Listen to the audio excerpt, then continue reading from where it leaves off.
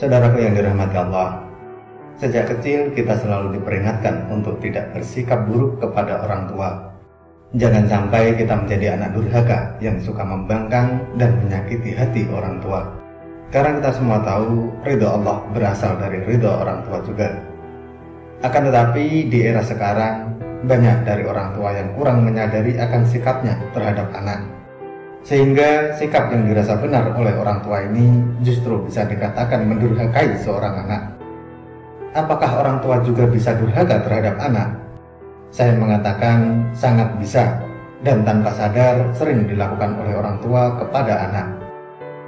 Ada satu kisah menarik yang mungkin bisa kita jadikan sebagai pelajaran. Suatu hari ada seorang laki-laki menemui Umar bin Khattab untuk mengadukan perihal kedurhakaan anaknya. Umar lalu memanggil anak tersebut dan menegur perbuatannya. Setelah ditegur, anak tersebut bertanya kepada Umar, "Wahai Amirul Mukminin, bukankah anak memiliki hak atas orang tuanya?" Umar menjawab, "Benar." Lantas anak tersebut bertanya, "Apa hak seorang anak?"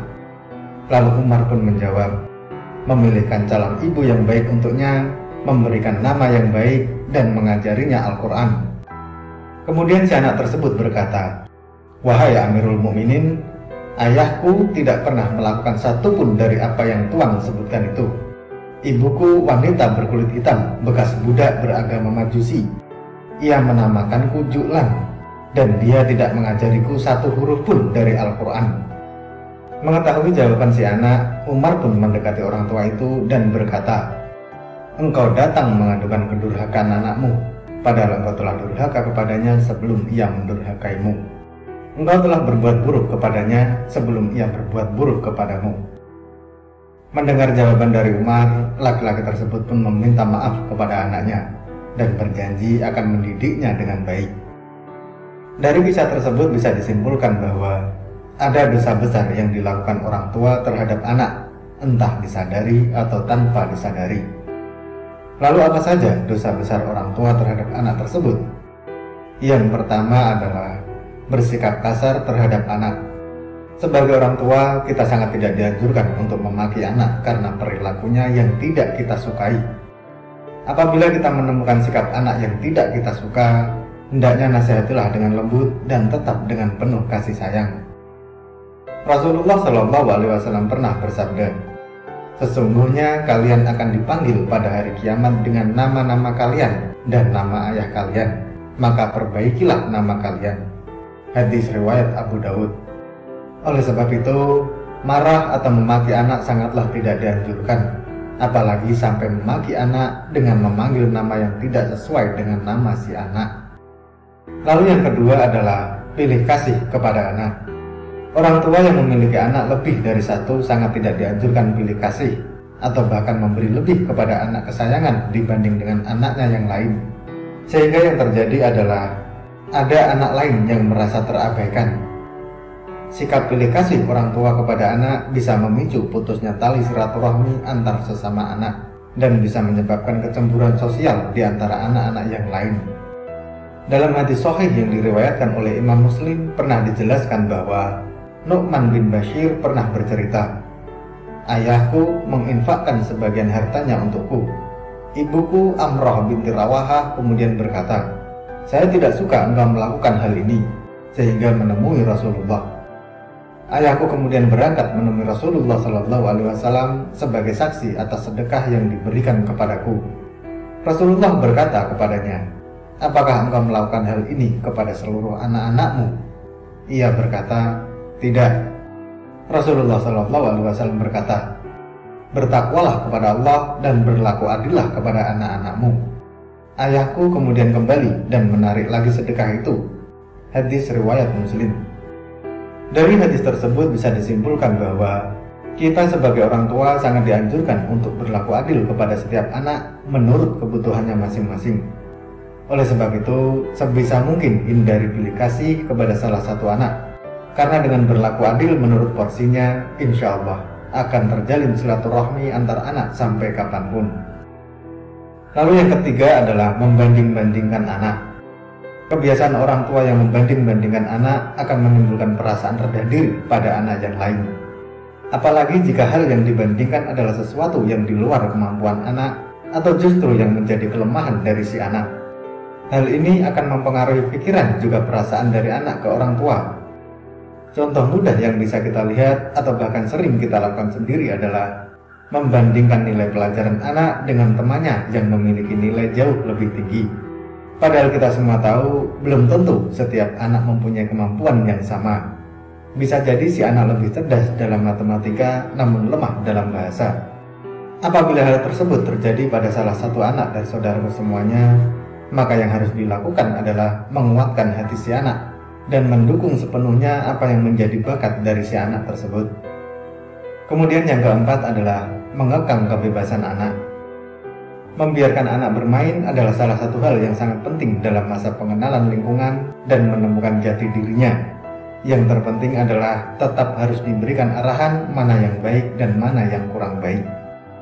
Akan tetapi tak jarang kita sebagai orang tua justru malah mengekang kebebasan anak dalam bergaul dan bermain dengan teman yang diinginkan. Kita semua tahu tujuan mengekang atau tidak memberikan kebebasan bermain supaya anak tidak terjerumus ke pergaulan yang salah. Akan tetapi ketahuilah, hal tersebutlah yang akan menjadikan si anak mampu berpikir dan mendapatkan pelajaran penting perihal perbedaan, dan mampu membedakan mana yang harus ia teruskan berteman, mana yang harus dijauhi. Oleh sebab itu, hindari kekhawatiran yang berlebih terhadap anak. Yang terpenting adalah keterbukaan anak dengan orang tua harus tetap terjaga. Tujuannya supaya si anak akan lebih nyaman bercerita kepada orang tua apabila ada suatu masalah yang belum bisa diselesaikan.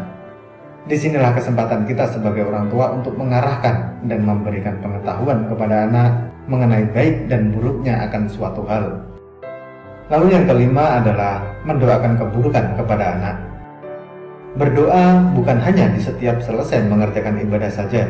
Bahkan setiap ucapan yang keluar dari mulut orang tua semuanya bisa dikatakan sebagai doa.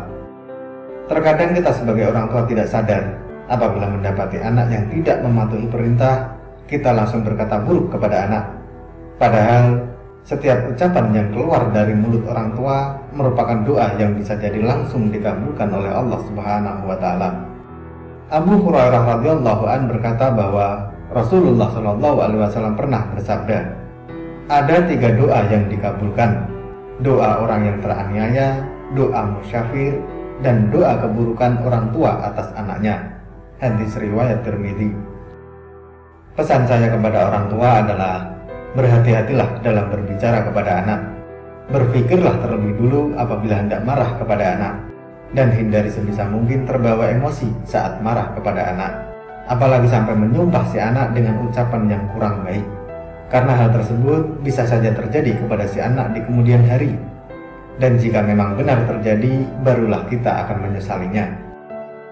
Lalu apa yang harus kita lakukan supaya tidak terbawa emosi?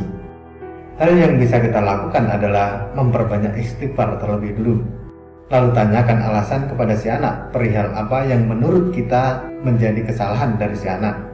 Kemudian berikan perumpamaan dan saran. Lalu kembalikan kepada si anak supaya menentukan pilihan.